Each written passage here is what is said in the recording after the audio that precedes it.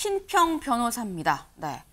윤 대통령의 선생님, 책사라는 얘기가 있었습니다만 또 그 사안을 놓고서도 공방이 일었었죠. 나는 그런 말 한 적 없다. 주변에서 얘기하는 거다라는 얘기가 있었는데 일단 신평 변호사 무슨 얘기인지 기사를 좀 같이 보겠습니다. 윤 대통령 창당설 발언 신평, 전적으로 본인의 불찰입니다라고 사과를 했습니다. 네, 신평 변호사 대체 무슨 얘기를 했길래 다시 주워 담은 걸까요? 그 얘기 들어보고 오시죠. 윤 대통령이 도저히 국힘당은 안 되겠다.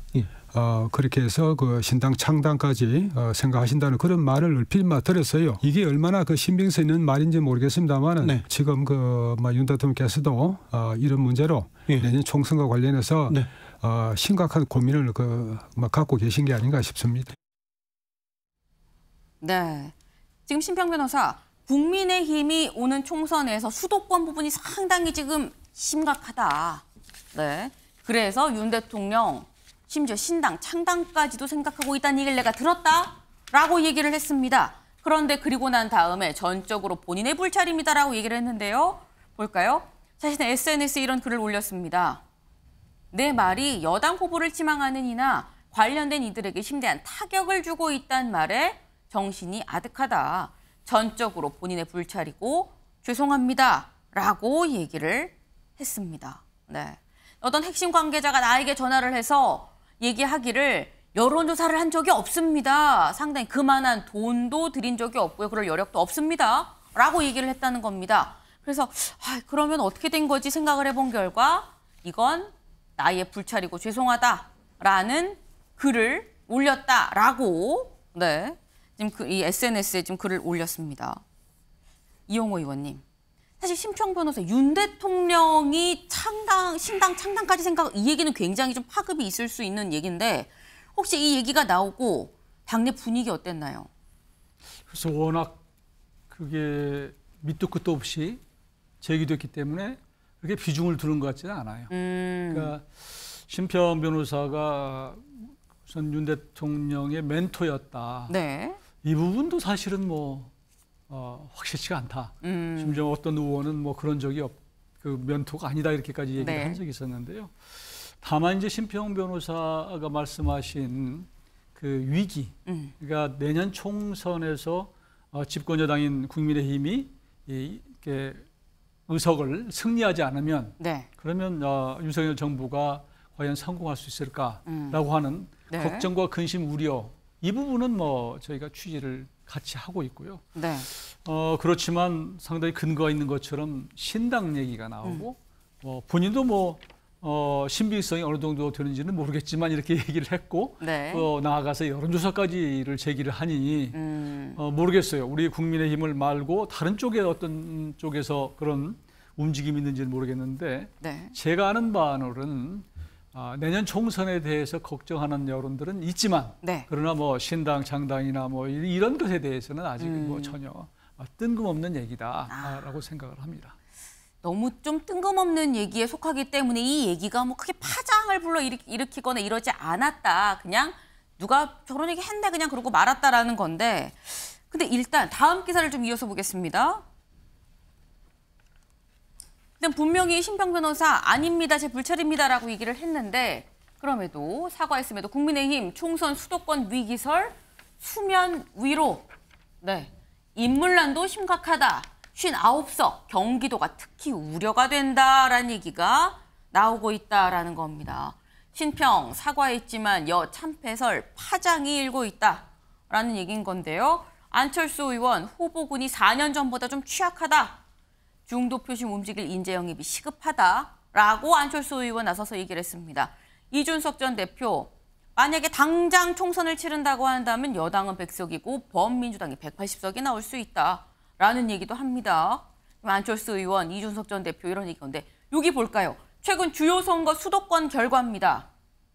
21대 총선, 가장 최근 총선 2020년에 민주당이 180석을 갖고 갔었죠. 그때 보면은 서울, 인천, 경기 압도적으로 민주당이 많습니다. 그 뒤에 대선, 2022년 3월에 대선 때 지금 지지율 얼마나 많이 득표를 했는가를 보면 서울은 국민의힘이 살짝 한 3, 4%포인트 정도 앞섰고 그 외에는 인천은 좀 비슷하고요. 경기는 민주당이 5%포인트 앞섰다라는 겁니다.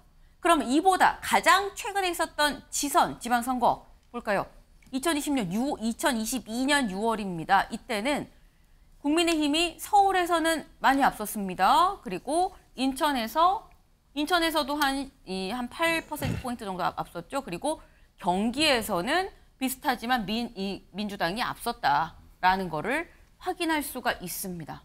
어쨌거나 지금 보면 보수정당 10년 넘게 수도권에서 패배했다라는 이런 상황을 좀 이 표로 한눈에 좀 볼 수가 있는 그런 상황인 건데 주원규 위원님. 네.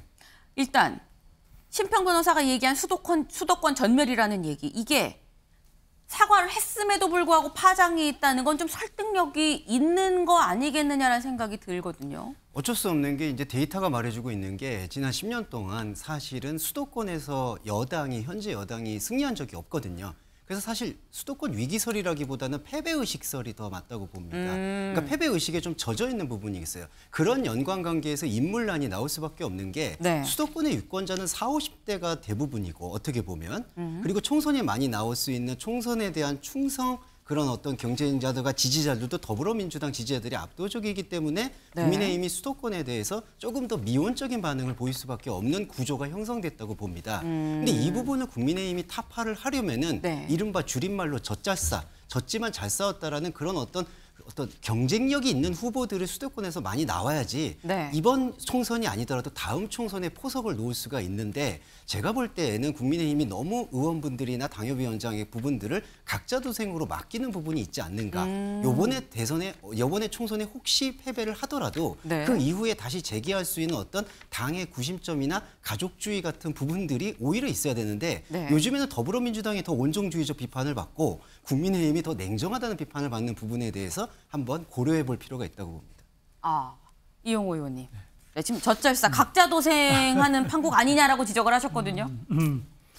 저도 안철수 지금 의원이나 네. 이준석 전 대표의 이 위기이다 수도권이 네. 라고 하는 의견에 대해서 사실 당이 무겁게 받아들여야 된다고 생각을 합니다. 그런데 이제 우리 당의 지도부가 대부분 영남의 지역구를 두고 있기 때문에 본인의 지역구는 비교적 안정적이다 이렇게 생각을 할 수 있고 네. 그것이 이성적으로는 수도권의 승리가 곧 총선의 승리다라고 생각을 하지만 실제로 피부와 닿는 그런 것은 좀 약하거든요. 그런 차원에서 지금 이런 심평 변호사나 그 외 여러 사람들의 수도권 위기설에 대해서 정말 무겁게 받아들이고 대책을 세워야 된다는 생각을 하고 있고요.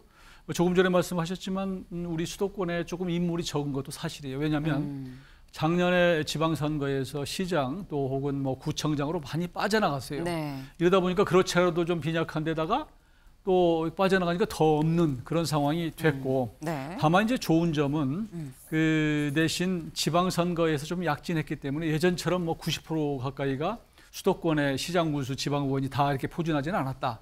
이런 건 장점이긴 한데 인물난이 있는 것은 사실이고요. 그래서 좀 더 좋은 사람을 영입하고 하는 노력은 필요하겠다고 생각을 들고 네. 그리고 지금 당내에 이제 그런 게 있어요. 한편으로는 굉장한 위기감이 있는가 하면 한편으로는 낙관론이 여전히 존재하고 있어요. 이 낙관론의 근거라고 하는 것이 민주당이 저렇게 가는데 우리가 뭐 질 이유가 있느냐 이런 것이거든요. 그런데 저는 민주당의 그 선거에 대해서 네. 갖고 있는 저력 이걸 저는 상당히 평가를 합니다. 지금은 적전 분열처럼 굉장히 지금 뭐 싸우고 있지만 임박하면은 저는 굉장히 포장을 잘하고 선거 전략을 잘 짜고 해서 국민들에게 다가가는 그런 능력이 있기 때문에 우리가 민주당의 지금 상황만을 보고 낙관하는 것은 잘못된 것이다 이렇게 생각하고요. 지금 작년에 대통령 선거에서 서울에서 이기고 수도권에서도 상당히 뭐 이걸 가지고 굉장히 달콤한 환상이 젖어 있는데 저는 작년 지방선거나 대통령 선거가 고점이라고 생각합니다. 그래서 이런 부분에 대해서 정말로 수도권에 인물이 부족하면 영남권의 다선 의원들이라도 수도권에 좀 빼어 올려서 정말 사람을 채워야 된다. 저는 그렇게 생각하고 있습니다. 네. 지금 국민의힘 지금 수도권의 인재가 부족한 게 맞다. 영남권의 다선 의원들 수도권으로 좀 차출해서 올려서 험지에서 좀 싸우는 것도 필요하다. 말씀을 하셨는데 말씀 중에선 이게 쏙 들어왔습니다. 당내 낙관론이 있다라는 거 지금 우리 당 아니라 민주당도 못하지 않냐. 그러니까 괜찮아라는 얘기가 있다는 건데 그렇다고 한다면 국민들은 차악을 뽑아야만 하는 선거가 될 수밖에 없는 거죠. 국민들의 마음도 좀 헤아려 주시길 바랍니다.